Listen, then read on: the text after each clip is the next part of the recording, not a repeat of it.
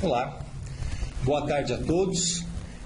Meu nome é Cícero Schinemann, eu sou professor, pesquisador da Apex, sou voluntário da Conscienciologia desde 93 e tenho por estudo, por tema de estudo, a temática da biografologia, que vem a ser o estudo de biografias. Eu faço isso sob o enfoque do paradigma consciencial, ou seja, sob o ponto de vista da conscienciologia, com conceitos relacionados à conscienciologia.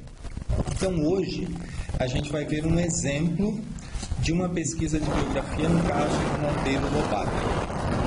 Então, o Monteiro Lobato, já vou avançar aqui. O Monteiro Lobato, ele é uma pessoa, digamos assim, bastante singular dentro da história do Brasil, dentro da história da literatura, do empreendedorismo no Brasil. Então, o Monteiro Lobato, eu estou passando aí um resuminho da vida dele, ele foi o criador da literatura infantil no Brasil. Ele é considerado, então, por muitos o criador da literatura infantil e realmente ele foi grande pioneiro nessa área.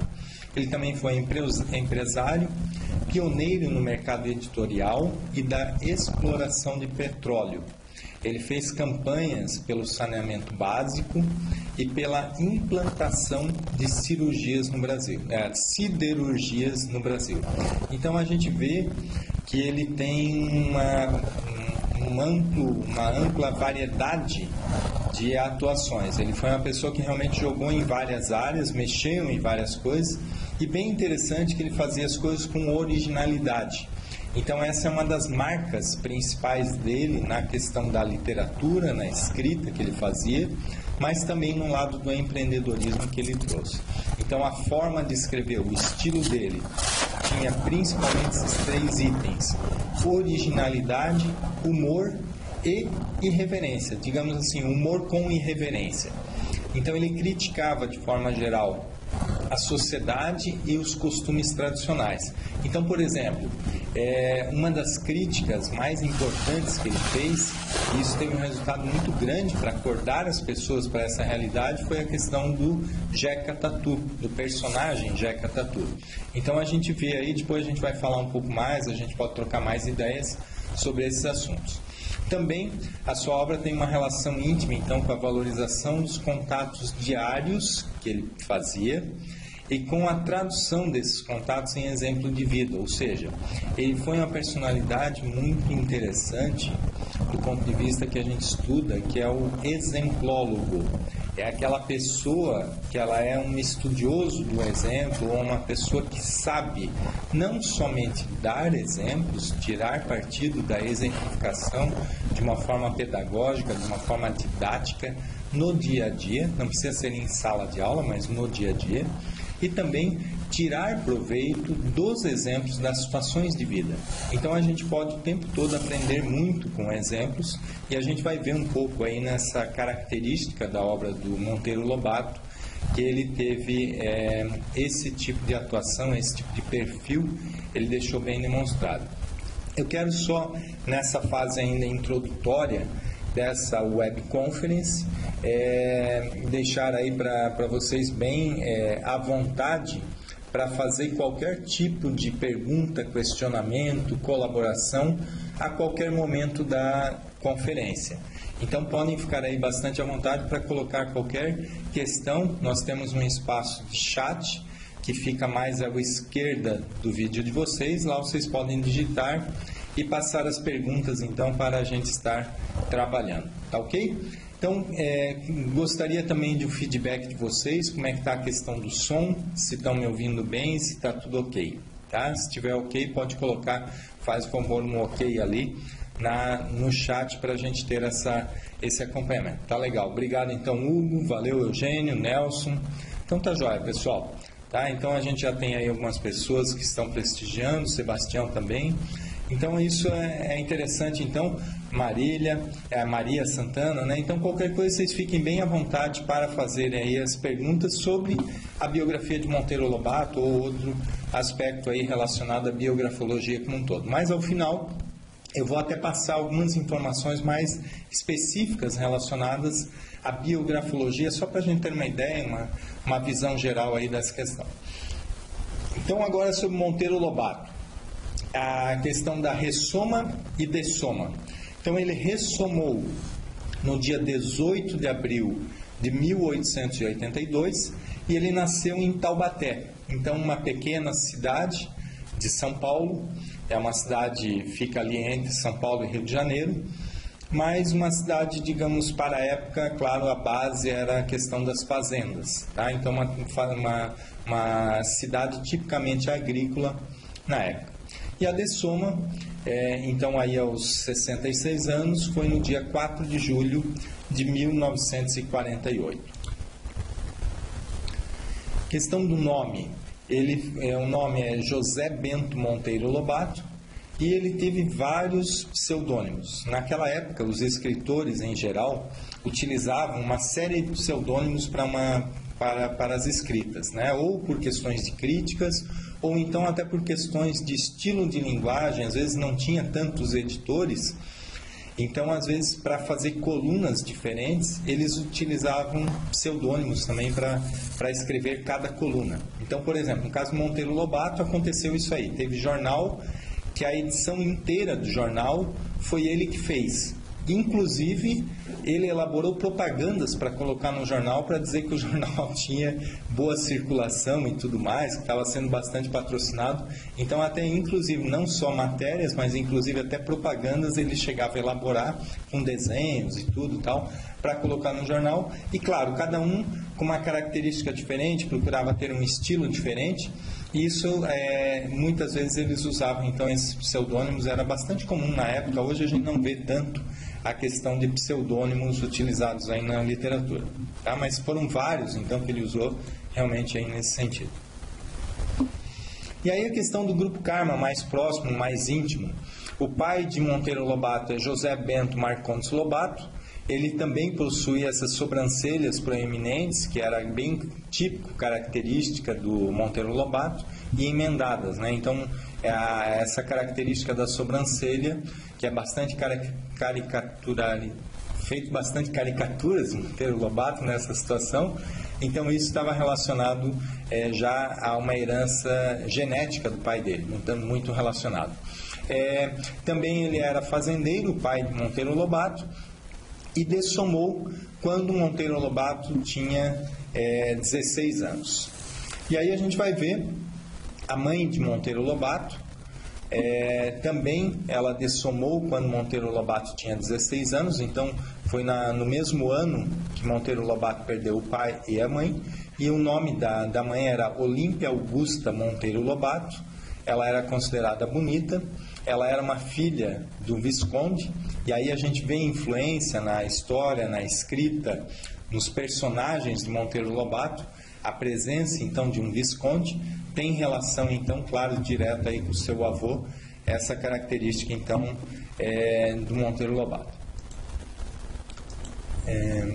Mas, então, a esposa, Monteiro Lobato se casou quando ele tinha 28 anos, e o nome da esposa é Maria Pureza Natividade. Aí era neta de um ex-professor do Monteiro Lobato. Então aí fica interessante essa questão, claro, cidade menor e tudo acontecia que as pessoas acabavam se conhecendo. Embora todo o relacionamento que eles tiveram, no início foi muito difícil. Monteiro Lobato e ela já não estavam morando na mesma cidade. Ela morava em São Paulo, Monteiro Lobato depois foi transferido para uma outra cidade. Então eles tinham um relacionamento muito por correspondência aí por um bom tempo e depois vieram a se casar. Mas foi uma pessoa que deu muito apoio, claro, para o Monteiro Lobato também no processo. Filhos. Ele teve 3 filhos, o Edgar e o Guilherme, filhos homens. Os dois somaram relativamente cedo, o Edgar com 32 anos e o Guilherme com 25, e a outra filha, a Marta. Tá? Eu estou passando rápido a esses dados mais gerais, depois a gente pode entrar em detalhe em alguma questão mais específica mesmo da vida dele. É importante a gente contextualizar a época, o momento, a vivência, então, de Monteiro Lobato, como que era a situação, e isso a gente chama do Zeitgeist, que é o espírito da época.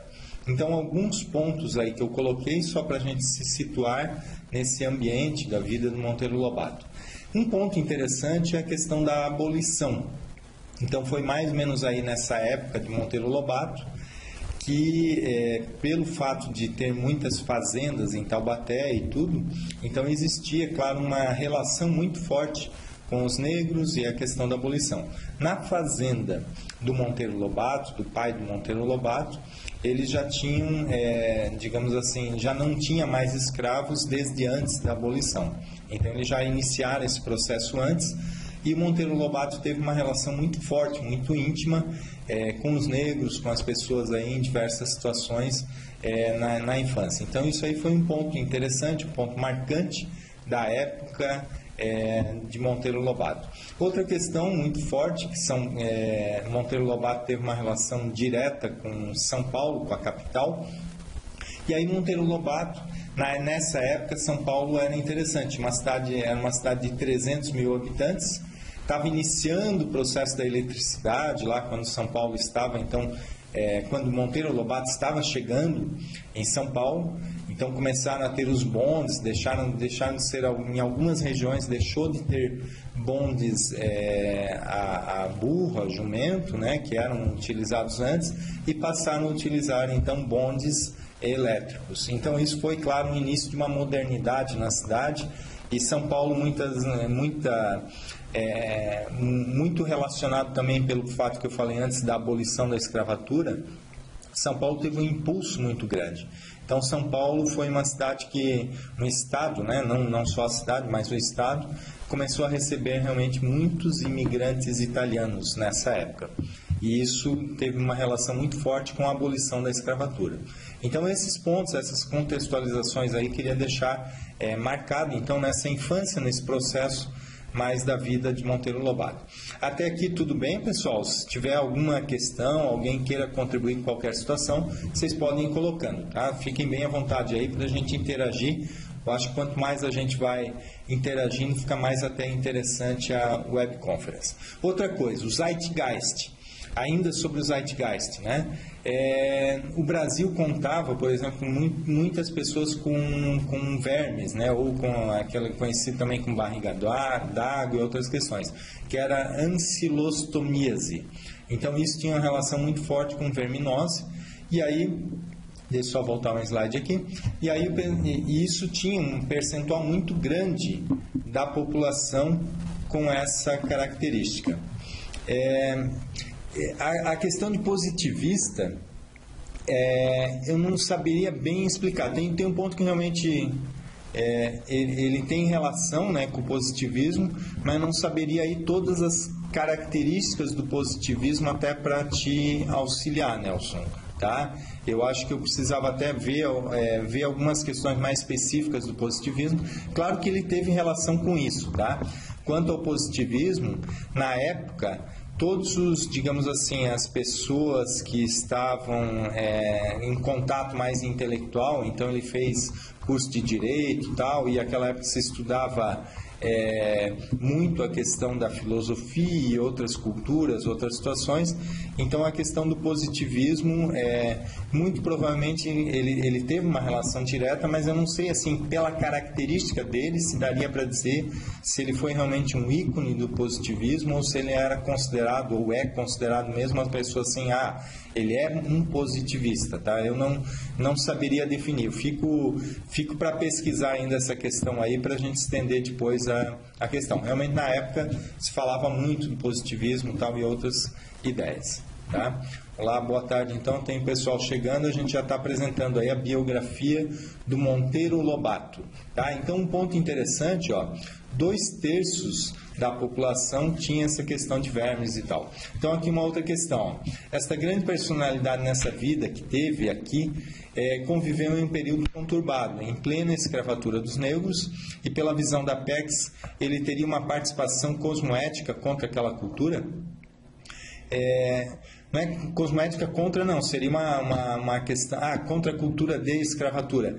O Monteiro Lobato já não pegou tanto essa época quando ele era mais adulto. Então, o que aconteceu? O Monteiro Lobato, ele acompanhou isso muito na infância. Tá? Então, essa questão de acompanhar na infância, acontece que o Monteiro Lobato, ele mesmo não teve uma participação tão direta no processo em si da escravatura. O que aconteceu é que ele acompanhou mais do ponto de vista das obras, da escrita, da forma dele atuar, do trabalho. Ele atuou mais como, digamos assim, uma pessoa que teve relação muito forte com os negros e com o pós-escravatura. Então, o contato dele era mais de amizade com as pessoas negras. Então, o que eu vejo do ponto cosmoético era muito positivo na época. Eram poucas pessoas que tinham uma relação mais de igual para igual, ou uma relação que valorizava os negros. Então, a gente vê isso aí na obra dele, muito marcante, muito claro, muito fácil de observar essa naturalidade, como ele considerava, como ele inseria as pessoas negras na sociedade. Ou seja, sem discriminação, e muitas vezes, como é colocado, até hoje em dia tem uma discussão aí, mas muito, digamos assim, fraquinha em termos de argumentos, do ponto de vista aí da participação, da forma como o Monteiro Lobato então tratava os negros. Então eu vejo assim, no geral ele é muito positivo nesse sentido. Não dá para dizer que na abolição da escravatura ele teve uma participação, entende? Que já foi uma fase aí um pouquinho antes da atuação dele mesmo nessa vida, mas pelo menos nessa vida ele teve contato aí com inserir, ele teve uma participação forte, uma participação marcante de inserir as pessoas negras na sociedade de maneira muito natural, muito tranquila, como deveria ser. Claro que ainda na época usava termos, né? E isso fazia parte então da época, fazia parte da cultura. Tá? O que mais aí que a gente vê? Ele também participou, né? não é que participou, ele esteve, né, durante as duas guerras mundiais. Então, eu acho que para qualquer pessoa que estivesse vivendo num período de guerra mundial, acho que isso é um fato relevante para se colocar no zeitgeist, no espírito da época, mesmo que a pessoa não tivesse realmente uma atuação tão direta assim. Mas, de qualquer forma, toda a economia, toda a cultura, todo o processo, toda a relação social, todo o processo de universalismo, ele foi muito mexido, então, nessa época de guerras aí. Então, é um ponto que a gente destaca, um ponto que a gente coloca, e isso acho que tem uma relação muito forte. Tá? Deixa eu ver. Então, vamos para um outro ponto. A gente vai ver aqui.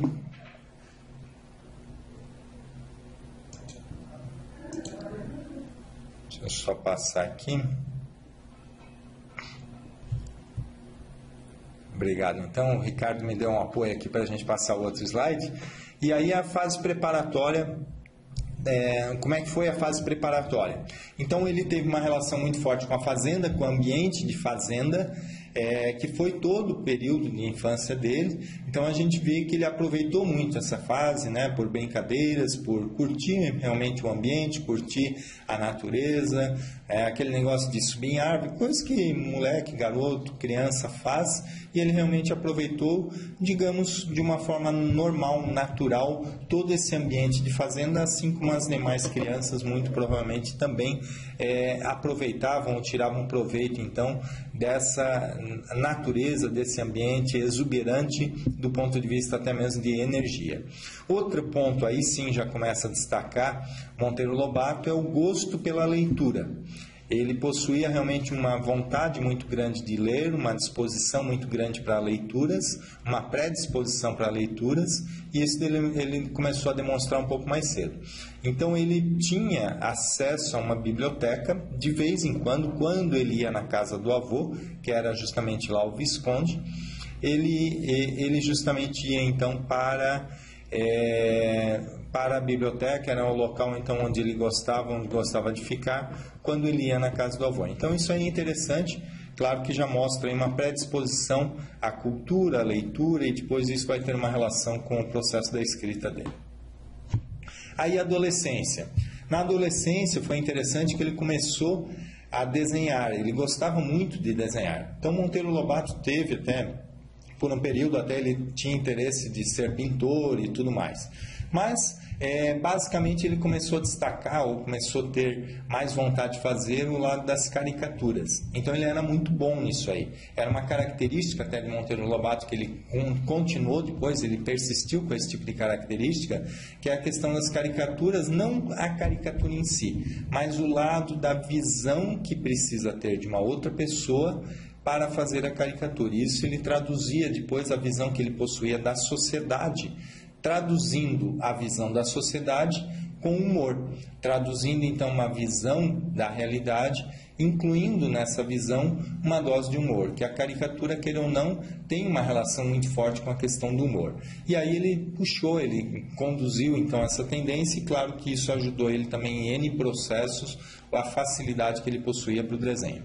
Outra coisa que a gente vê é que nessa época ele começou já a participar de um jornalzinho estudantil. Naquela época também era bastante comum esses jornaizinhos, era, digamos assim, um ponto de destaque para os estudantes.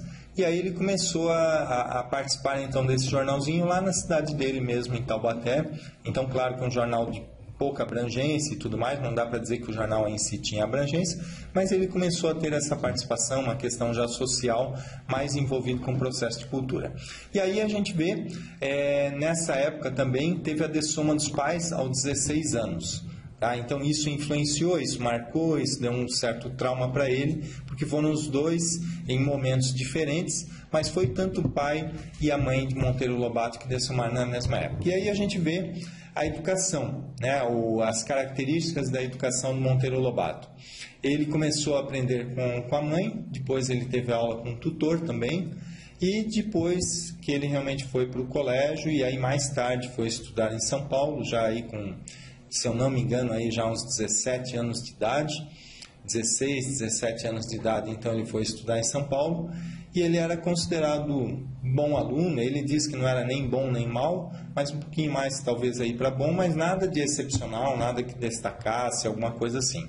E na faculdade de Direito, ele fez então, fez faculdade de Direito em São Paulo, e na faculdade de Direito ele não era considerado bom aluno, não era realmente o curso que ele gostaria e tal, mas ele fez meio que porque muitas pessoas fariam Direito e faziam Direito, então foi, digamos, o curso que ele acabou fazendo também, mas o fato da faculdade em si, o estudo, o ensino, as disciplinas, talvez não foi mais forte, mas para ele foi muito forte nessa época o fato de cursar Direito, todos os contatos que ele teve com uma série de pessoas até que depois foram bastante influentes. Então ele teve contato aí com um grupo cultural muito forte e também com pessoas que depois seriam políticos e tudo mais. Então esse, digamos assim, holopensene estudantil da sociedade na época em São Paulo foi muito positivo para Monteiro Lobato. Até aqui tudo bem? Alguma questão aí que vocês queiram explorar, queiram comentar? Fiquem à vontade aí também. Que mais? Principais influências de Monteiro Lobato. Uma das principais que eu destaco é o Nietzsche. Tá? O Nietzsche ele teve um valor muito forte para a questão da individualidade.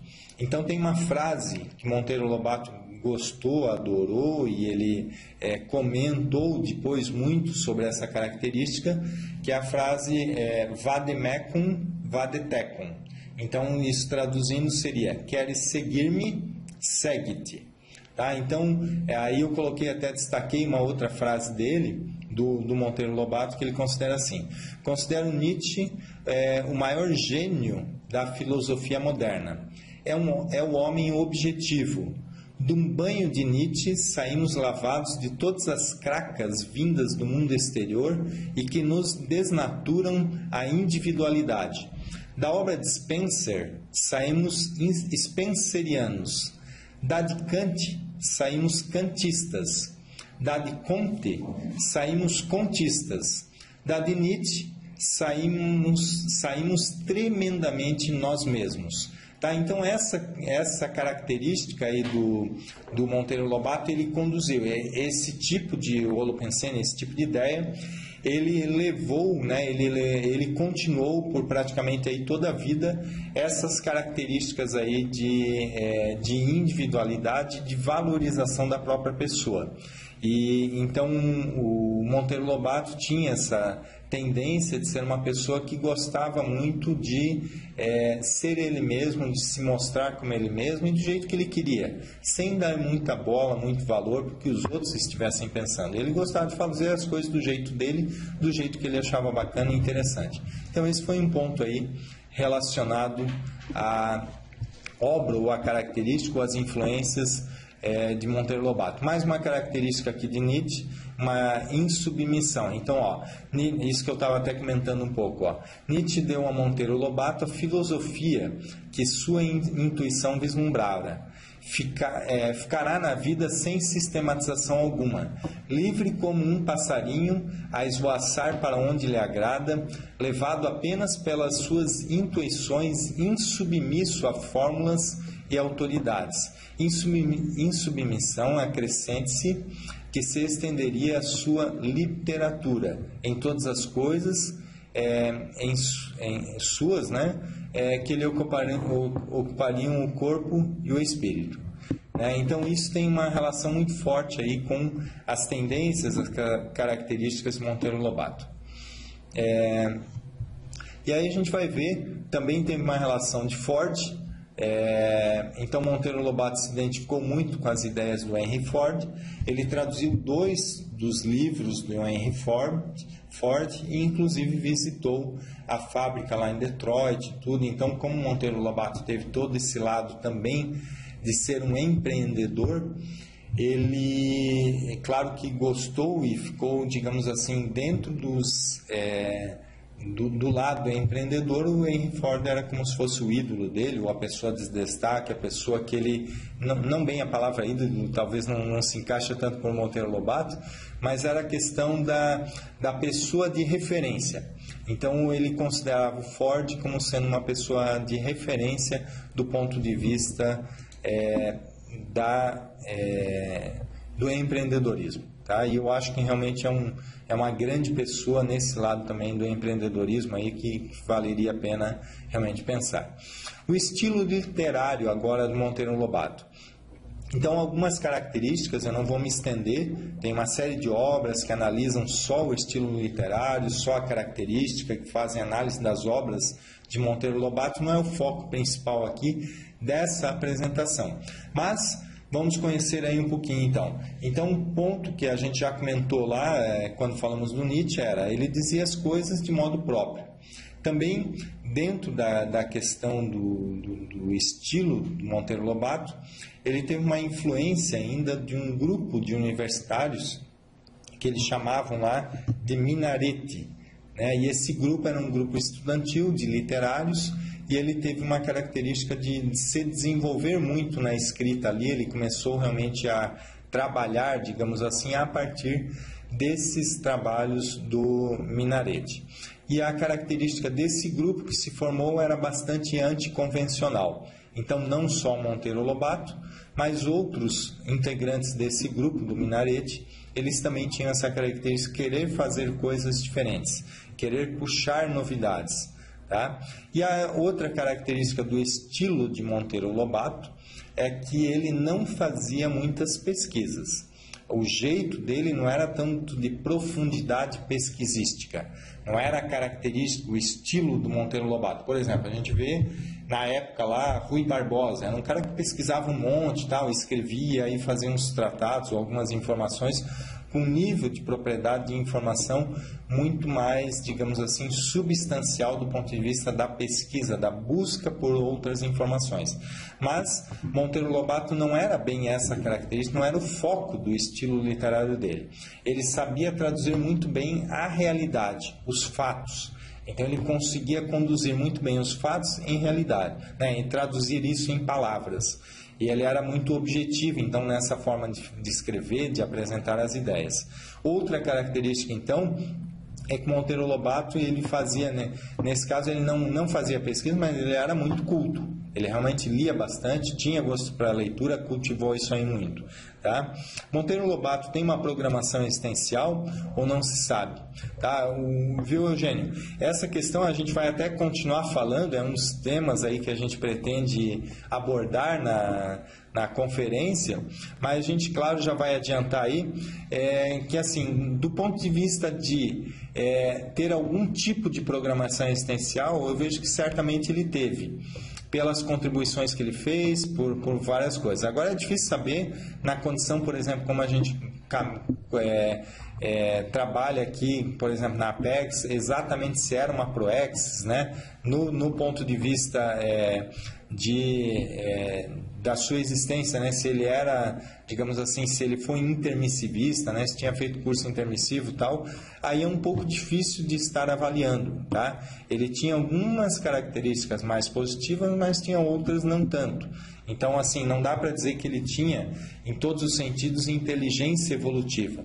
Ele tinha várias habilidades, várias inteligências desenvolvidas, um lado até ético, bastante saudável em N aspectos, todo o lado ético do ponto de vista empresário, que era uma faceta muito delicada na época, trabalhar muito com a questão aí da ética na questão do empresário, a hora que lidava com um nível maior de participação dos governos. Então, na época, o governo realmente era muito, talvez ainda pior do que é hoje, do ponto de vista até de corrupções e de influências que a pessoa precisaria ter para conseguir fazer as coisas do governo. Então, quando ele trabalhou principalmente na busca do petróleo, querendo introduzir as siderurgias, ele teve um cargo político também, ele foi como se fosse um embaixador do Brasil em outro local, então isso aí tem um nível de ética que ele sempre mostrou, sempre se colocou muito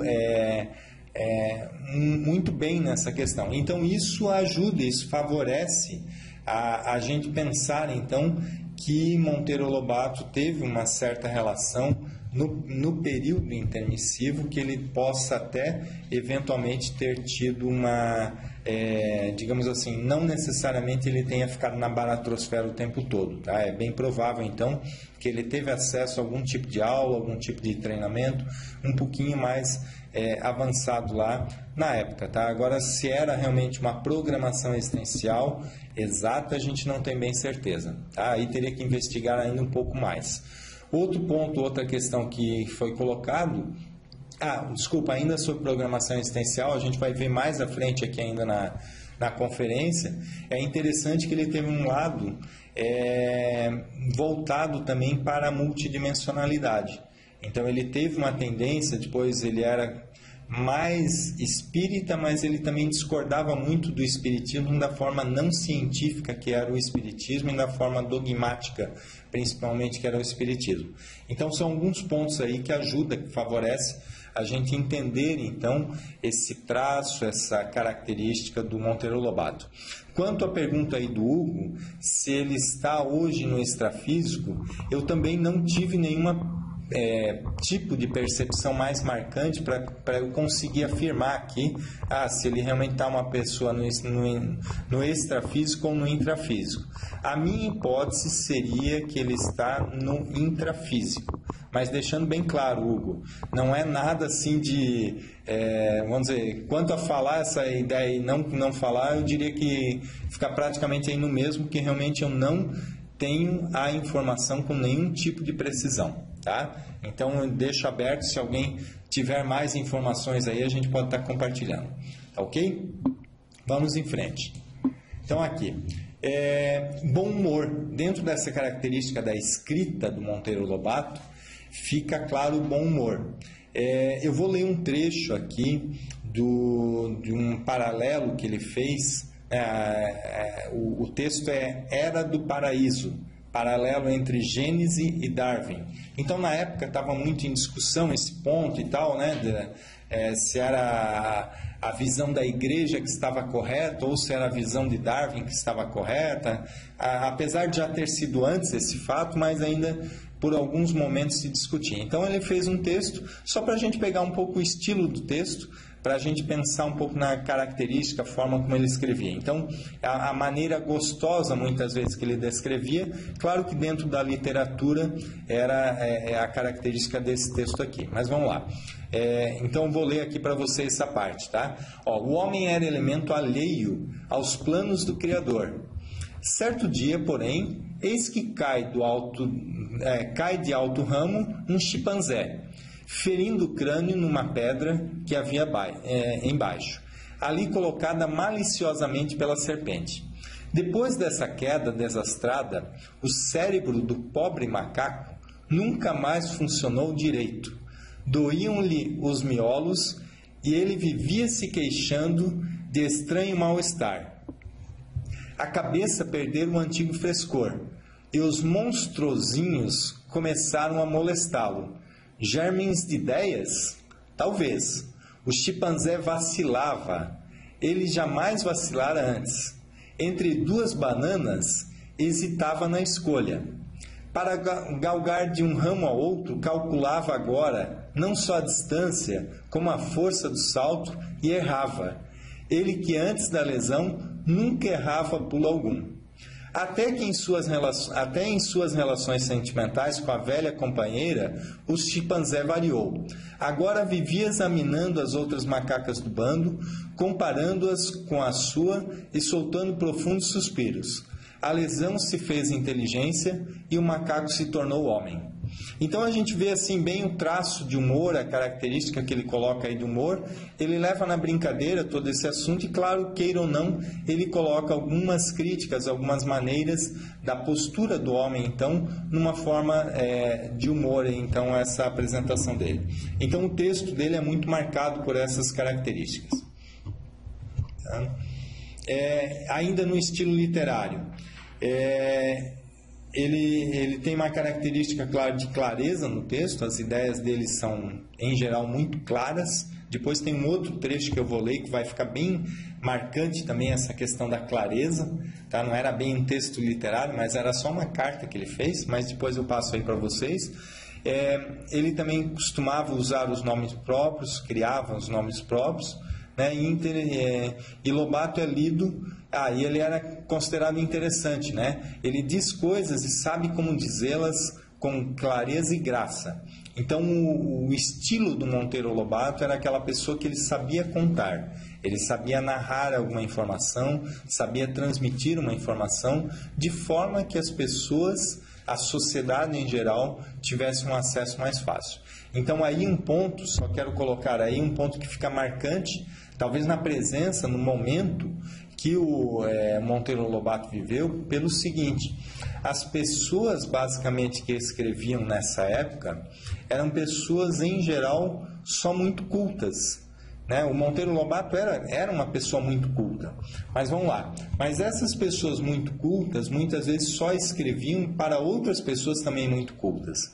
Então tinha todo um processo de que o acesso ao conhecimento, o acesso à leitura, ele era algo um pouco mais simples, um pouco mais complexo para aquela pessoa que tinha pouco conhecimento, ou para aquela pessoa que não era muito culta. Então, por exemplo, se a gente vai pegar lá alguns textos de Rui Barbosa, ou certos discursos da época, eram muito mais difíceis, não eram fáceis de serem entendidos pela grande maioria das pessoas. E aí o Monteiro Lobato vem então com esse estilo justamente nessa época, onde facilitou as pessoas terem acesso à informação com muita facilidade, as pessoas criarem gosto por buscar informação. Isso ele trazia, claro, em forma de sátira. Em muitos textos, em muitas informações que ele colocou, tinha relação de ter a sátira. Outra característica, então, que eu vou passar é do estilo empreendedor. Um ponto marcante é a vontade de grandeza. Então, ele pensava coisas grandes. Então, por exemplo, quando ele pensou numa editora realmente muito grande, com venda de livros muito acima da capacidade, muitas vezes, que se pensava na época. Outra característica, né? E depois, claro, tem os prós e os contras de pensar dessa forma. Mas, queira ou não, ele era uma pessoa que realmente tinha essa característica marcante de pensar grande, de ter projetos muito ousados Isso ele tinha realmente um ponto aí forte nessa visão, muitas vezes, que ele, de conseguir pensar grande as coisas. Enquanto as pessoas muitas vezes pensavam muito naquela visão ainda muito fechada, muito pequena, ele mesmo sendo de Taubaté, uma cidade menor, ele realmente tinha uma visão aí clara de mundo em termos de visão de futuro em muitos aspectos. Outro ponto característica de Monteiro Lobato é que ele buscava novidades. Então ele adorava, ele trazia, né, junto aí com as novidades tem a questão da originalidade, onde ele procurava então trabalhar com projetos novos, trazer coisas que eram novas, fazer coisas que eram novas. E aí o ponto que fica mais marcante, a principal contribuição dele, realmente foi no mercado editorial. O grande resultado que a gente vê da vida de empreendedor do Santos Dumont foi o mercado editorial que nós temos hoje aqui no Brasil.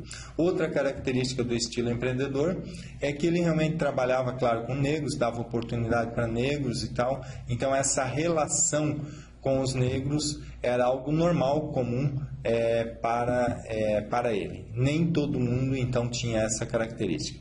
Na novidade eu já tinha colocado negócios. Então ele fez vários negócios, o estilo dele era criar negócios diferentes, então durante a vida ele criou uma série de outros negócios ainda, e a maioria não deu certo, né? Então praticamente não, a maioria não, vamos colocar, os negócios que ele foi fazendo não deram certo, né? Ele às vezes tentava negócio muito grande para a época, e nem sempre conseguiu realizar todos, alguns até porque faltou apoio, até por parte do governo em algumas situações. E em outros casos ele teve alguns deslizes e tal, então não dá para dizer que ele tinha um estilo de empreendedor completo. Dá para dizer que a visão maior do empreendedorismo que ele possuía era o lado da visão, o lado da busca pela novidade, pela originalidade, essa característica ele possuía. Outras questões, ele era uma pessoa que realmente ele se envolvia com a produção, ele era bastante envolvido com o trabalho como um todo, e um nível muito alto de integridade. Então, mesmo quando ele teve dívidas tal, ele se esforçou muito e conseguiu sempre quitar todas as dívidas, conseguiu quitar todos os empréstimos que ele fez, então nunca teve nenhum problema com relação à questão da integridade, tá? Então essas são algumas características. Então aí tem um trecho dele ser visionário, só para a gente ter uma ideia aqui, né? Ele era, isso é um texto falando de outro autor, né, sobre ele. Então, e como era terrivelmente inteligente, todas as suas iniciativas, atesta Nelson Palma Travassos, eram grandiosamente, absurdamente práticas, fugiam a toda norma comercial existente. Nenhum sujeito de juízo teria coragem de adotar alguns dos planos de Lobato. Nenhum deles, entretanto, deixava de ser um bem exequível. Falhavam apenas num ponto, no tempo. Avançava sempre além do momento presente. Assim lançou possível a exploração de uma indústria livreira que se tornou possível exatamente dentro das normas que traçou, somente 10 anos depois. Ideou uma oficina gráfica também de possível funcionamento daí a 20 anos. Afirmou que existia petróleo no Brasil muitos anos antes que a certeza fosse comprovada. Mostrou a importância do problema metalúrgico com 25 anos de antecedência. Então a gente vê nessa questão de visionário, realmente era o ponto forte dele no seu lado empreendedor, por vários aspectos, várias coisas que ele fazia. Aqui a ideologia, deixa eu ver se é o próximo slide aqui, se for não, deixa eu só passar, deixa eu ver se é mais um. Não, eu vou voltar, depois mais à frente vai ter um lado que eu faço um gancho ainda para ele nesse lado de empreendedorismo, mas eu vou passar a sequência aqui para a gente não pular tantos slides. Então agora passando para a ideologia, ou a forma de pensar de Monteiro Lobato. Ele era contra o francesismo. O que era o francesismo, até da forma como ele colocava? O francesismo tinha tudo a ver que Na época, nesse início do século passado, tudo que era chique, tudo que era importante tinha que ser relacionado à França. Então era chique falar francês, era chique usar um termo em francês, era chique ser igual a um francês e por aí vai. Então os hábitos, as modas, características tinham a ver aí, então tudo com a França. Livros, pintura, escritura, roupa em geral. Tá? Então isso era a forma de pensar na época. Ele era contra esse processo, ele gostava do lado brasileiro. Então ele traduziu o nacionalismo nessa questão. Tá? Outra questão aí da ideologia tem uma relação muito forte com a política. Ele teve várias posturas, então confrontos políticos, ele chegou a ser preso e tudo, então ele teve um lado aí que, claro, pelo lado crítico dele, pelo lado da postura, da forma como ele ser, eu acho que até ele saiu muito bem, eu acho que ele foi até muito amparado nesse processo de não ficar na cadeia mais tempo, principalmente porque ele era uma pessoa muito satírica, irônico, então ele trabalhava muito com isso aí. Os políticos então realmente tinham dificuldades com as posturas de Monteiro Lobato. Ele era uma pessoa contra o processo da lazeira, que se chama, né? A lazeira é aquela moleza, aquele relaxa, aquela folga exagerada, e isso ele coloca muito também no personagem do Jeca Tatu. Então o Jeca Tatu, só relembrando, ele é um personagem do Brasil, típico do início do século passado, onde ele representava o homem do campo, aquela pessoa que era muito simples, mas principalmente sem ambição nenhuma na vida, ou praticamente nenhuma ambição. Então, às vezes ele tinha todo um terreno, se ele quisesse plantar alguma coisa poderia, mas ele não tinha esse hábito, ele preferia ficar com aquele capinzinho na boca, agachado, descalço, e com uma casa lá muito simplesinha, muito pequenininha, então sem nenhuma ambição de querer algo mais na vida, e claro, com um nível de cultura bastante baixo. Então essa característica, essa falta de ambição, foi um dos pontos que o Monteiro Lobato mais procurou combater dentro da realidade da sociedade do Brasil. E o mais importante ainda, já que estou falando do Jeca Tatu, mais importante não foi só ele retratar esse personagem, foi que ao fazer isso, outras pessoas realmente perceberam que Jeca Tatu existia. Porque antes as pessoas não viam que existia esse personagem e isso seria comum no Brasil como um todo. Então isso é interessante, a gente vê que ainda tem resquícios disso aí no Brasil como um todo, mas no interior do Brasil a gente vê que ainda existe uma certa diferença cultural de um centro maior para o interior. Então isso pode ter relação aí como resquícios dessa questão de um personagem que seria o Jeca Tatu, aquele personagem que vive só na terra, sem nenhum tipo de ambição nenhuma, inclusive, claro, cultural. Tá? A forma de Monteiro, de Lobato pensar, ele também viveu um tempo nos Estados Unidos e ele adorou a forma prática e produtiva como as pessoas trabalhavam nos Estados Unidos. Então ele ficou encantado até, talvez fosse a melhor palavra para falar, com o processo das máquinas nos Estados Unidos. Então lá, por exemplo, deixa eu ver só se tem no outro slide aqui, mas não tem.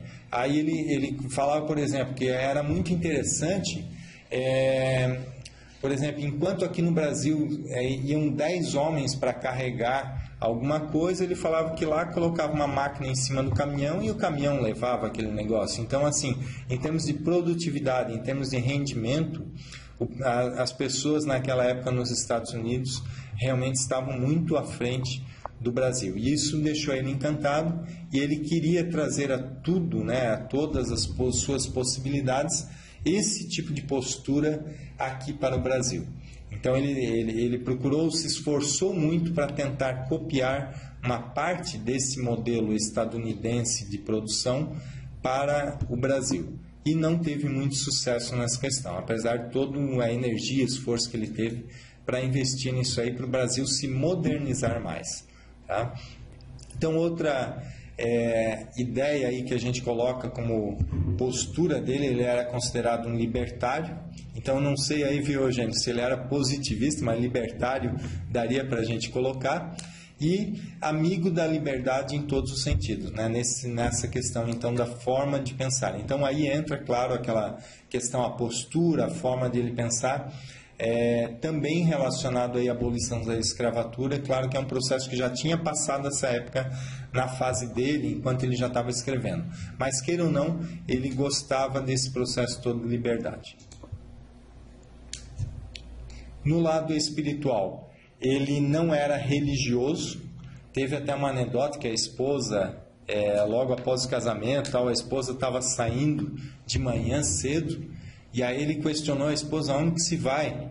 E aí a esposa respondeu: estou indo na igreja. E aí ele começou a fazer uma série de perguntas: tá, mas por que se vai na igreja? Ela respondeu alguma coisa: e aí por que isso? Por que isso? Por que isso? Então para ele não bastava um negócio, uma resposta sem os porquês.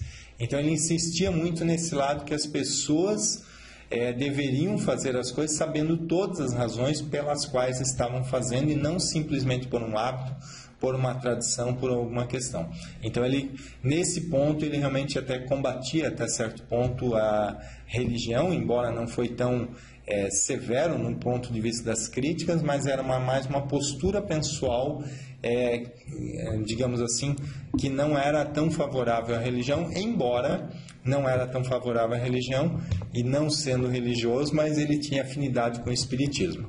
Então a gente vê aí até que na época talvez não existisse outra alternativa que não fosse religiosa para estudar um lado mais espiritual, um lado mais que a gente vê aí da multidimensionalidade, como nós estudamos hoje, ou como temos a oportunidade, por exemplo, com a conscienciologia. Então, a característica, a tendência dele tendia para esse lado, mas ele justamente não gostava do espiritismo pela tendência maior de ter um nível ainda muito de ceticismo, um nível de crença muito grande no espiritismo.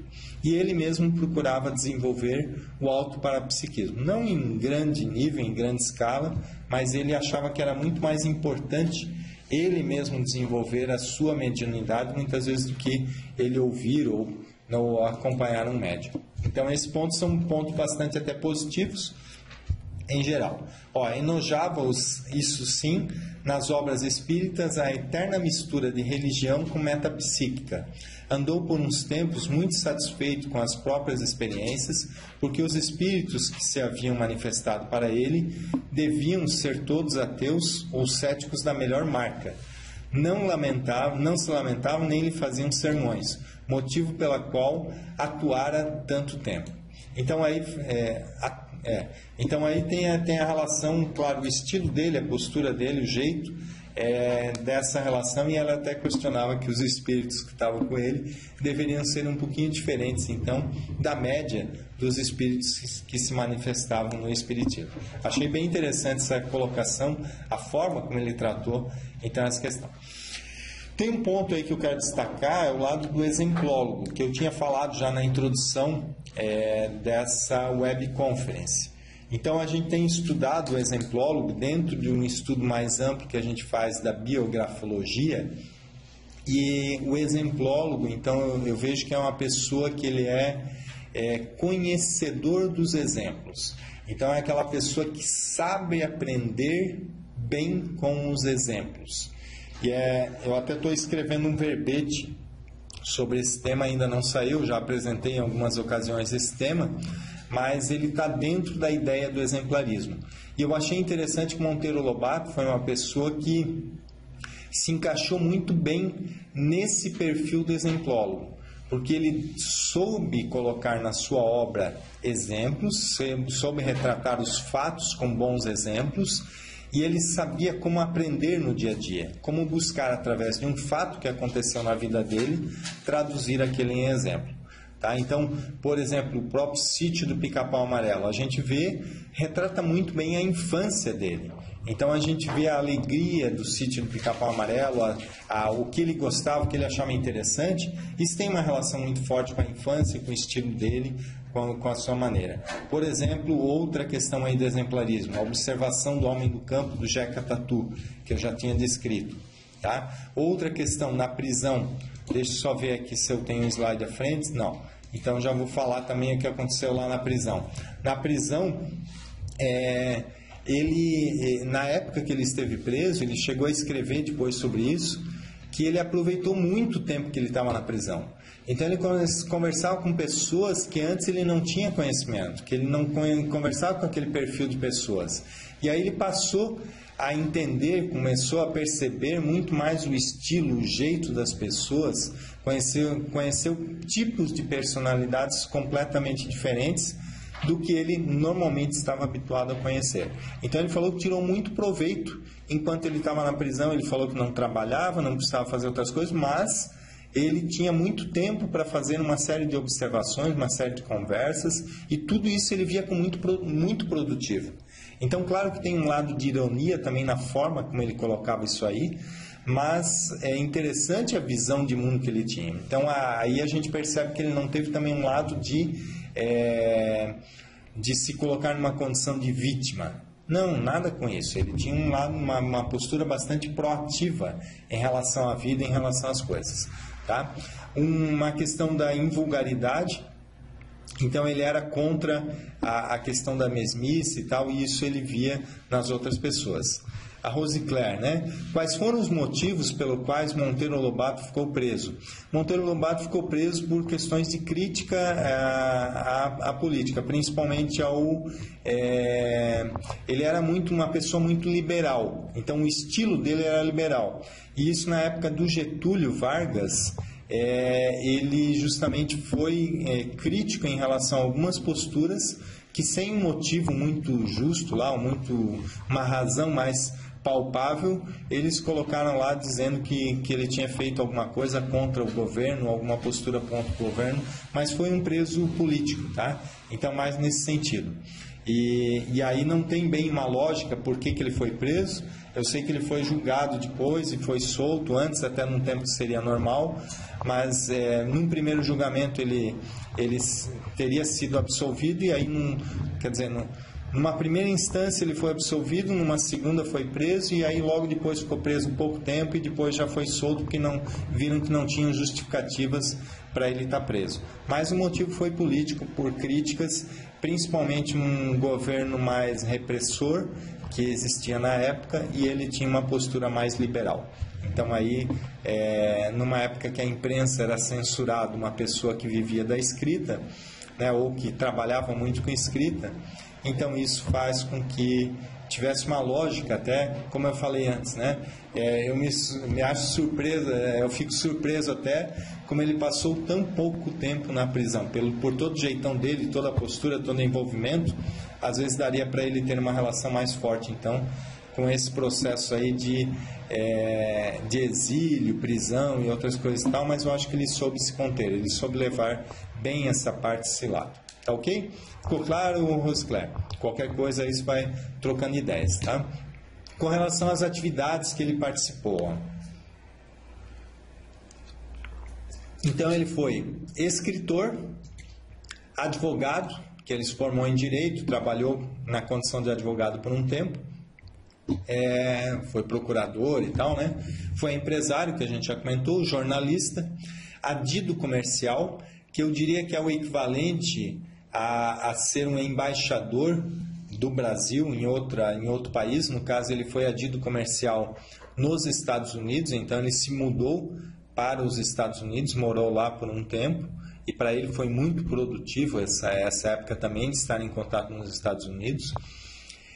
Ele foi fazendeiro, então na época que o avô dele dessomou, ele também ficou por um tempo sendo fazendeiro.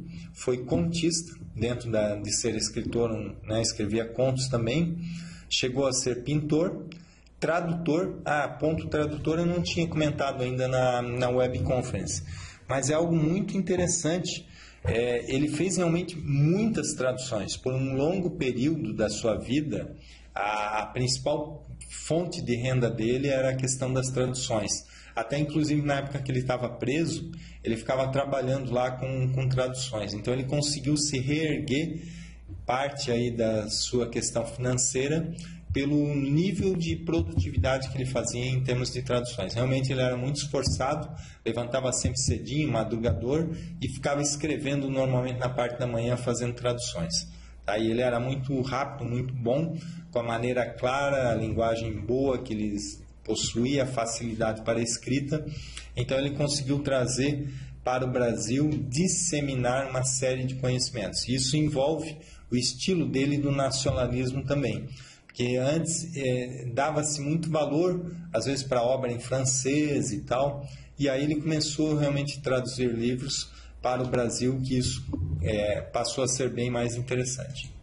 Tá? E editor também, claro, na parte da editora.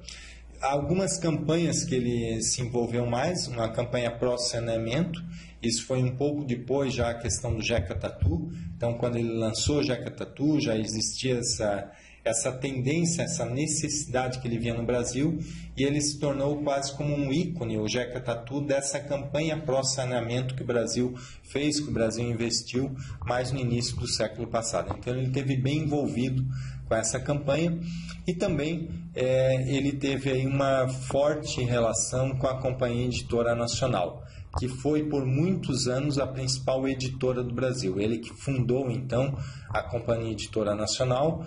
Quando ele saiu para ser adido comercial nos Estados Unidos, ele deixou, mas não estava indo bem a editora que ele fez. Ele tinha realmente montado muito grande a editora e teve alguns percalços de problemas de crises no Brasil, outros problemas de falta de energia elétrica, que ele não conseguiu imprimir livros por um bom tempo, por alguns meses. Então isso deixou com que ele não conseguisse pagar as dívidas, mas foi como resultado, queira ou não, ele deixou de saldo da sua produtividade a possibilidade aí da Companhia Editora Nacional.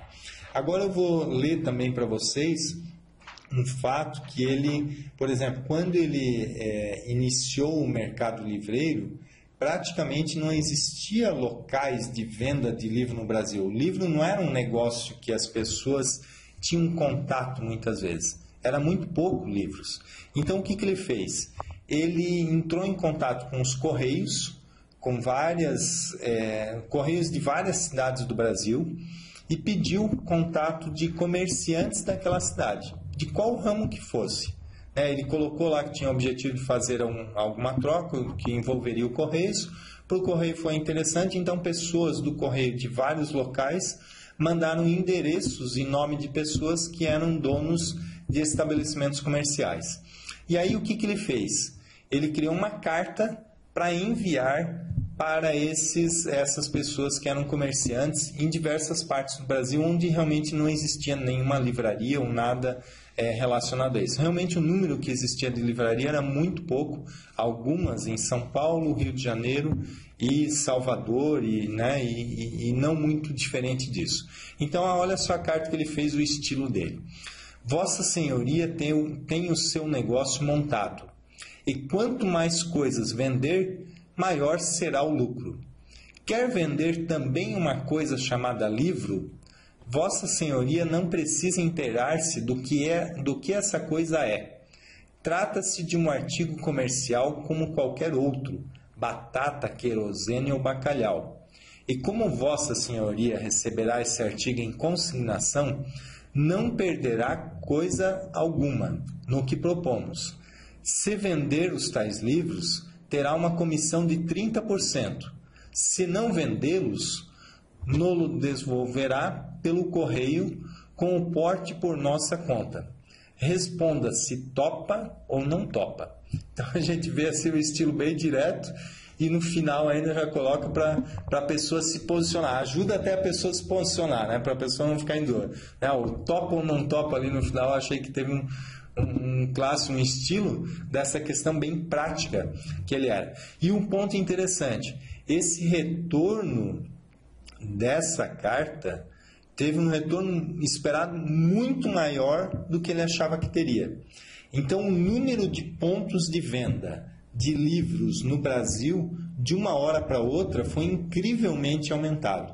Tá? Realmente passou assim, foi algo muito grande a multiplicação de espaços onde se vendia livro no Brasil. E a necessidade era o quê? Ele queria montar uma editora, mas não tinha lugar onde se vendia livro.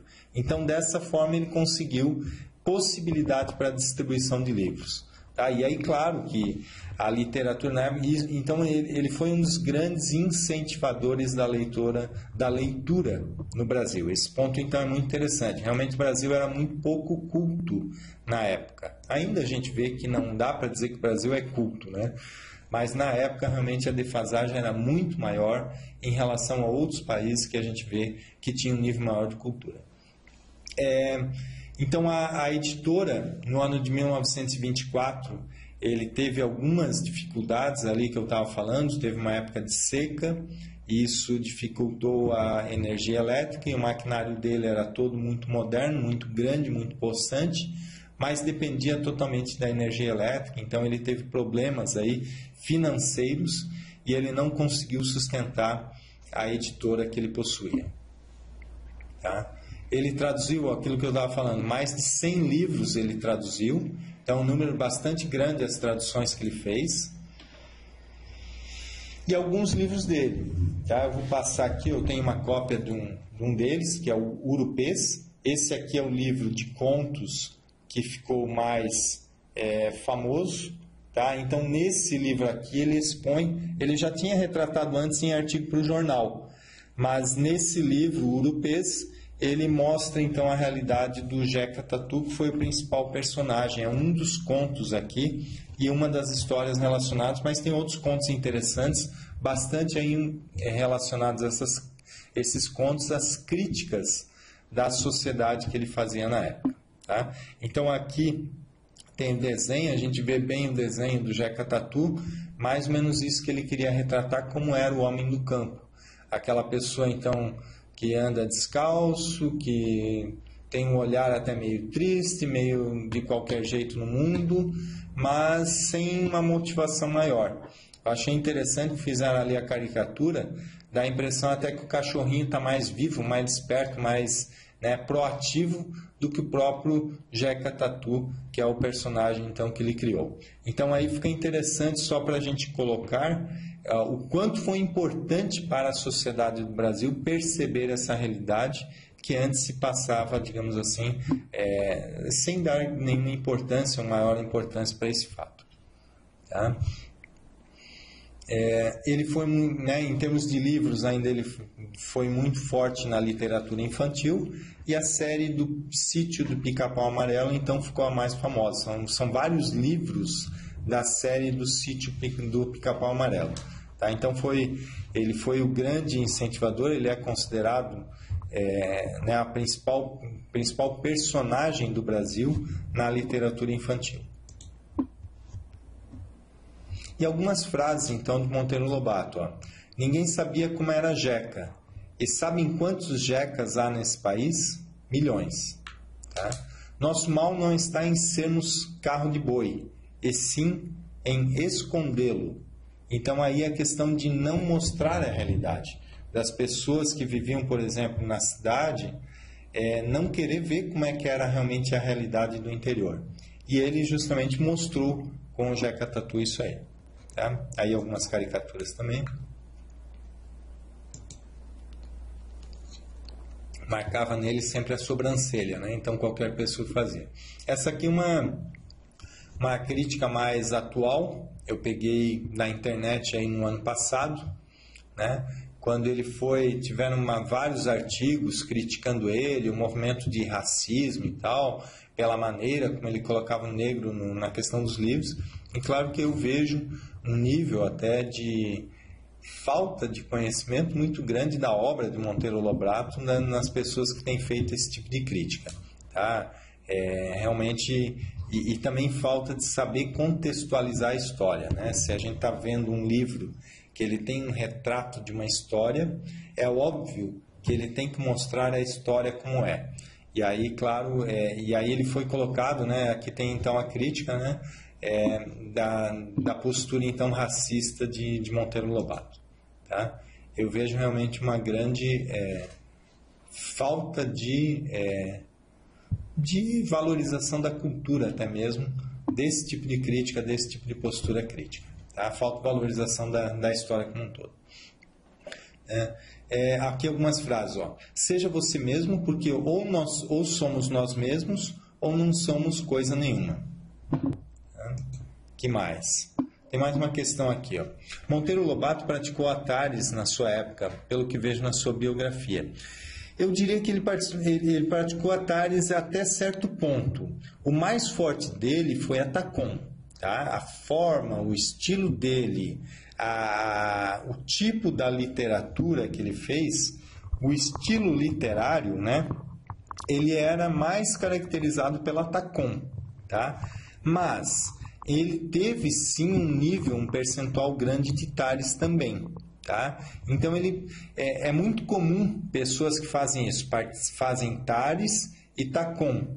Eu vejo que ele teve um nível maior de Tacon do que de tares, tá? Mas algumas coisas, e até bastante relevantes, ele fez na área de tares. Então, primeiro aí a questão que eu vejo das mais relevantes, a possibilidade, o interesse que ele tinha em desenvolver a leitura no país.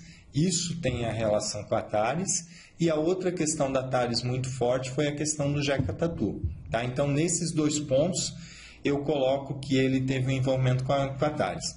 Embora as demais obras, por exemplo, o Sítio do Pica-Pau Amarelo, as histórias e tal, mesmo trazendo alguns aspectos culturais, algumas críticas à sociedade, eu diria que ainda tem um percentual muito grande de Tacon. Tá? A forma da escrita em si.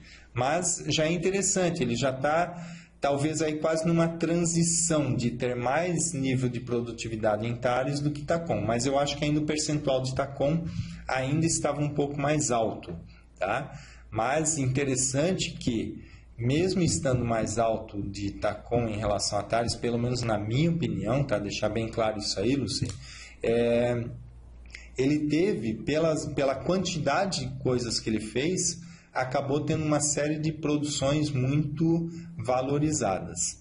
E já pegando esse nível de produtividade dele com a pergunta do Tiago, se ele pode ser considerado um completista, também aí dá para se colocar algumas dúvidas. Eu acho que também, nesse caso, ele seria um completista sim. Tá? O ponto que mais deixa dúvida nisso aí, eu diria completista por quê? Porque ele realmente realizou muito, ele foi atrás, ele foi uma pessoa esforçada durante toda a vida, ele fez as suas realizações, ele valorizou as outras pessoas, ele valorizava o contato com as outras pessoas, cada pessoa que ele conhecia ele tirava proveito. Então todos esses pontos são muito favoráveis à pessoa ir conduzindo uma vida para ser completista. O que deixa um pouco de dúvida é que, mais numa fase mais avançada de idade, ele não era uma pessoa tão feliz ou tão tranquila com aquilo que ele tinha realizado, ele mesmo tinha realizado da sua vida. Então, às vezes, assim, é difícil, às vezes, julgar ou avaliar se a pessoa foi um completista ou não, sem saber exatamente quem é realmente essa consciência que estava ali na questão do Monteiro Lobato. Então aí é um pouco difícil, a dificuldade maior de saber se é completista está mais nesse fato. Ele tinha características para uma pessoa normal da época ser completista. Mas será que ele estava nessa categoria? Aí fica um pouco da dúvida, principalmente porque mais no final da vida ele ficou até um pouco mais depressivo do que uma pessoa, digamos, mais com primener ou primavera energética, uma pessoa de bem-estar com a vida. Então ele não teve esse sentimento de olhar para trás da vida que ele fez e ter um sentimento muito grande de alegria, de prazer, de autovalorização. Então essa característica ele não teve, mas várias ações que ele fez eu acho que foram muito favoráveis a ele a ser completista. Então há uma probabilidade maior, no meu entender, dele ter sido completista, não aquele completista total, com certeza não, mas um percentual de completismo bastante alto eu acho que ele teve. Tá? Mas é algo delicado também para se colocar, para se expor, necessito ainda fazer mais pesquisas, tá? Deixar claro. Monteiro Lobato é uma personalidade que eu ainda estou pesquisando, não é uma pesquisa fechada, isso como qualquer outra pesquisa também não vejo que seja fechada, mas eu acho que dá para buscar aí as informações com um nível maior de precisão. Mas acho interessante aí as perguntas que vocês estão fazendo nesse sentido. Eu acho muito, muito bom aí as perguntas que têm colocado. E agora, o Hugo também, né? Que tipo pode-se dizer que a medicina é uma proexis mais avançada? Não dá para dizer que a medicina é uma proexis mais avançada, não. Precisava mais informações para saber aí o que que a profissão em si não é proexis. Vamos deixar bem claro isso aí. A programação existencial, ela não é a mesma coisa que profissão. Então, às vezes, a medicina vai ajudar a pessoa, dependendo do caso, dependendo da sua atuação na medicina, vai ajudar a pessoa a desenvolver uma programação existencial. Mas não que a programação existencial Caiu... Não adianta falar, né? Tá. Então, a gente só tem uma pequena queda. Então, não dá para dizer que a medicina em si é uma programação existencial. Então, o que acontece? Deixa eu ver só. Assim, para saber se é uma programação existencial avançada, tem que ver o nível de assistência, de qualificação de assistência que a pessoa faz. Tá? Então, isso que é um dos pontos chaves então, para saber se a pessoa teve ou não uma proexis avançada. Então, só por essa pergunta não dá para saber, tá, Hugo? Não sei se ficou claro aí, se era a sua dúvida, né? O que a gente pode comentar aí. Tá? Deixa eu ver só, daqui a pouquinho a gente já tem os slides aqui. Ó. Então, aqui o outro slide, né? Um país é feito de homens e de livros. Tá, essa frase. Obrigado, Ricardo.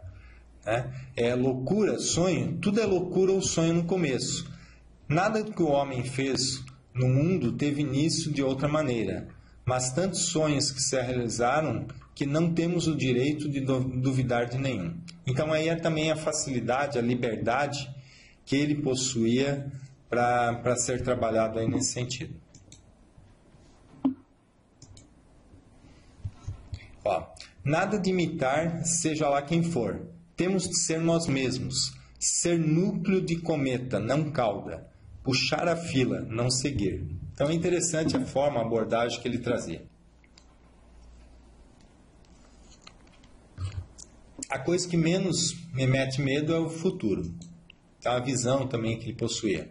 A mulher não é inferior nem superior ao homem, é diferente. No dia em que compreendermos isso a fundo, muitos mal-entendidos desaparecerão da face da terra. A natureza só permite aos gênios uma filha, sua obra.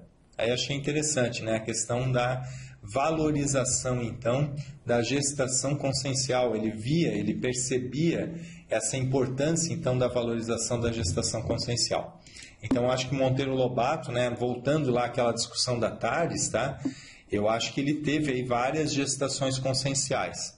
Eu acho que ele fez mais de uma gestação consciencial. É algo também para se debater o que é exatamente uma gestação consciencial que ele fez, mas eu vejo aí que todo o processo da literatura infantil pode ser caracterizado, a visão da sociedade do Brasil, né, dessa visão mais subdesenvolvida, e também o processo editorial. Então, acho que aí ele teve 3 áreas onde ele teve atuação com gestações conscienciais. E ele valorizava aí, claro, esse resultado. Tá? Seja você mesmo, porque ou somos nós mesmos ou não somos coisa nenhuma.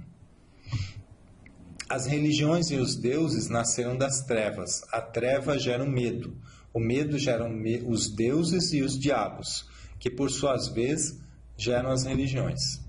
Tá? Então aí a crítica que ele fazia ao processo de religião. Essa é outra? Tá. Então, a gente chegou aqui no final dos slides.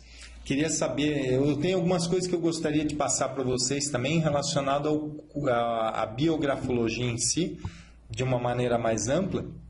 Mas queria saber quanto à personalidade de Monteiro Lobato, que o que eu tinha aí, que eu preparei para passar para vocês está mais relacionado a isso. Deixa eu mostrar também algumas bibliografias que eu trouxe aqui, ó. Então, por exemplo, esse livro aqui, ó, do Edgar Cavalheiro, esse é a principal biografia do Monteiro Lobato, tá? Ele é um livro um pouco mais antigo, mas é possível achar em sebos aí. Para quem tiver interesse, a gente sugere, então, a Estante Virtual, por exemplo. Ele é um livro em 2 volumes. Então, esses aqui são os 2 volumes da obra do Edgar Cavalheiro. Tá? Outro livro também interessante de biografia do Monteiro Lobato é esse aqui, ó. Furacão na Botocúndia. Tá? Então, esse livro também trata, ele é um livro mais atual. Deixa eu ver só o ano aqui que ele está publicado. Ele é de 98, tá? Mas é um livro também bastante interessante, tem bastante ilustrações e tudo mais, mas mostra bem também uma realidade de uma forma mais clara. Outro livro de Monteiro Lobato é esse aqui, do Paulo Dantas, Presença de Lobato, tá? Mas tem uma série de outros, ele é um livro que tem muita... Aqui tem um outro menorzinho, Literatura Comentada, do Monteiro Lobato. Mas tem uma série de outras obras, ou seja, ele é uma pessoa que foi muito biografado e também é interessante. No que diz respeito à literatura, tem muito material sobre ele, muitas teses até de mestrado e tudo mais, já falaram, já analisaram a obra de Monteiro Lobato. Então é uma pessoa que dá para expandir aí bastante os estudos com relação à sua personalidade. Tá? Tem no YouTube também tem algumas informações, tem um documentário que foi feito uma vez para o Fantástico, ficou muito bom, na época do centenário do aniversário de Monteiro Lobato, então já faz bastante tempo aí que esse programa foi gravado, mas ele ficou gravado muito bom e hoje está disponível também no YouTube para quem tiver interesse. Tá? Então, queria, se não há outras dúvidas ou outras questões aí sobre o Monteiro Lobato, eu gostaria de passar então para vocês algumas informações. Tá aqui, ó. De Joaquim Nabuco não tem previsão não, tá? Está precisando alguém fazer aí talvez essa pesquisa do Joaquim Nabuco para apresentar. Por enquanto não está na minha lista particular das prioridades de biografia que eu vou estar seguindo para estudar, mas se a gente verificar, se tem alguém aí mais estudando Joaquim Nabuco, a gente vê a possibilidade também de passar aqui na web conference da Apex essa biografia, que aqui a gente tem passado várias biografias, são várias aí que a gente apresentou, eu mesmo já apresentei várias biografias aqui, e aí a gente vê essa possibilidade de Joaquim Nabuco, tá ok? Mas então, por enquanto, eu não conheço alguém que esteja estudando mais a sério aí a biografia dele, tá? Que mais? Eu queria colocar, então, o fato, né, a questão da pesquisa da biografia como um todo. Tá? Então, a gente faz parte aí desse estudo. Na Apex, a gente tem estudado bastante isso. Desde que eu entrei na Apex, a gente tem trabalhado com a pesquisa de biografias. E eu vou falar principalmente que agora a gente está criando um curso, que é um curso EAD, um curso de educação à distância, um curso com toda uma metodologia voltada para a internet, relacionada à pesquisa de biografias. Esse curso ele já tem na Apex desde 2007, a gente tem feito ele sempre na modalidade presencial e agora ele vai passar a ter até, então, não só na modalidade presencial, mas também na modalidade à distância.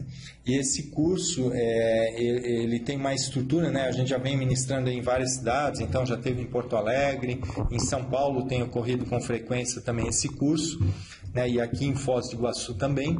E a partir de agora, então, ele vai ter a possibilidade para pessoas que têm interesse por biografias também participar do curso em outras cidades. Ele tem uma abrangência, digamos, até grande, que ele procura falar a pesquisa de biografias sobre o contexto da conscienciologia, ou sobre o contexto do paradigma consciencial. Então, a gente vai dar destaque muito grande para quê? para todo o processo assistencial que existe enquanto nós estamos estudando uma personalidade, as relações que a gente pode estabelecer, muitas vezes até relacionado a uma retrocognição, as relações que a gente estabelece do ponto de vista das energias, o quanto que tem de influência de energias na pesquisa de uma biografia e por aí vai.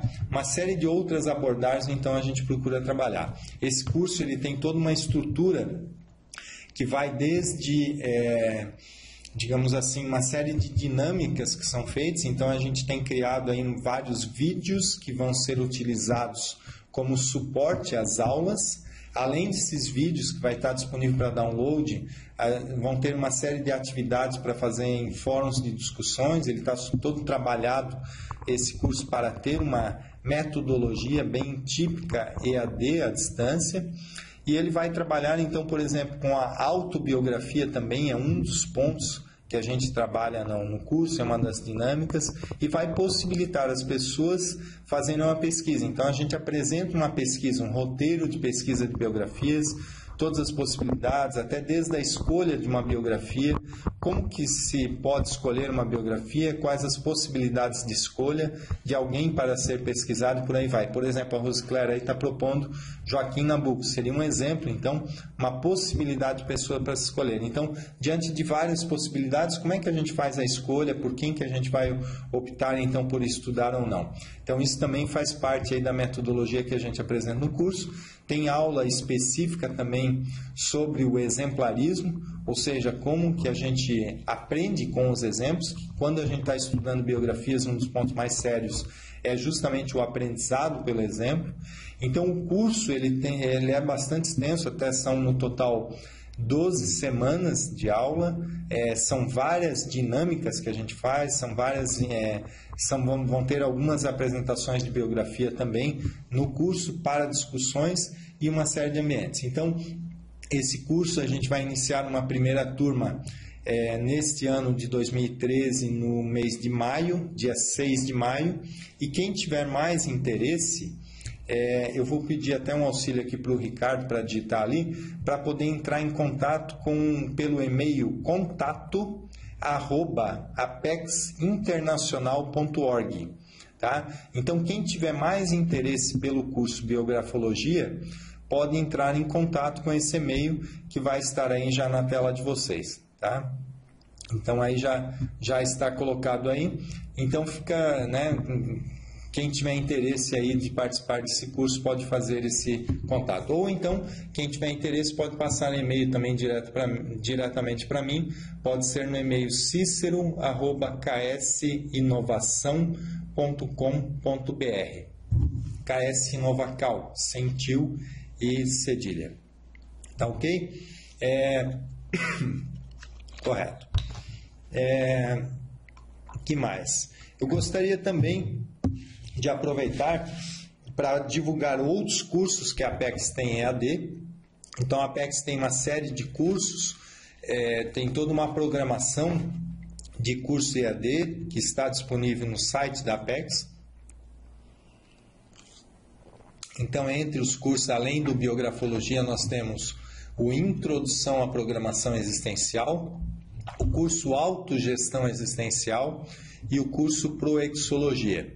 Seria interessante, quem tiver interesse por mais informações sobre programação existencial, de buscar aí o site da Apex e buscar mais informações, então, pelos cursos nas modalidades EAD.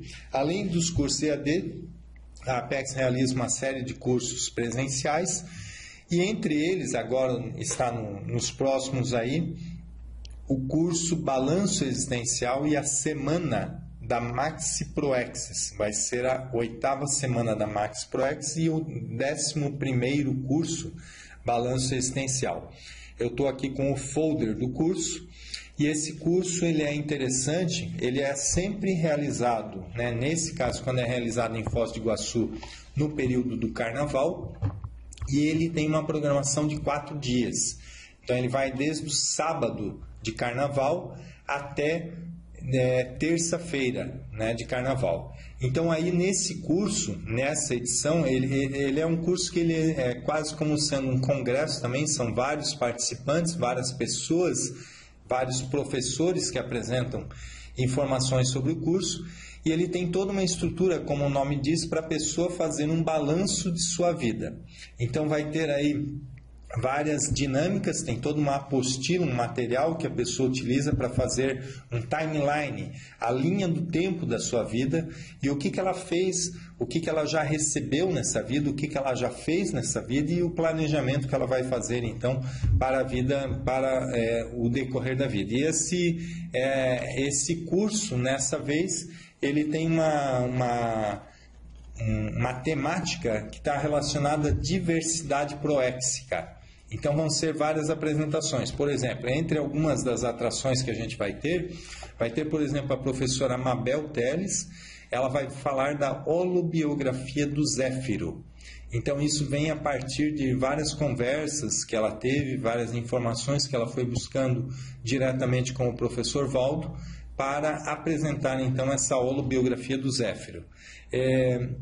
Vão ter aulas também, vai ter um campo proéxico, vão participar 2 EPICONs dessa atividade, onde é montado um campo parapsíquico favorável à busca, à captação de ideias do nosso curso intermissivo. Então quem vai desenvolver essa atividade vai ser os EPICONs a Marina Tomás e o Pedro Fernandes. Também tem uma atividade junto com a OIC relacionada a consciencioterapia e programação existencial, tá? Então vai ser uma atividade junto com a Organização Internacional de Consciencioterapia. Vai ter a Sheila vai estar falando sobre maxidescendência no islamismo. Então ela já teve aí uma participação muito próxima de ter uma relação forte aí com a questão de belicismo, né? E ela teve toda uma mudança, uma superação desse processo todo mesológico, e hoje está escrevendo um livro então sobre o tema.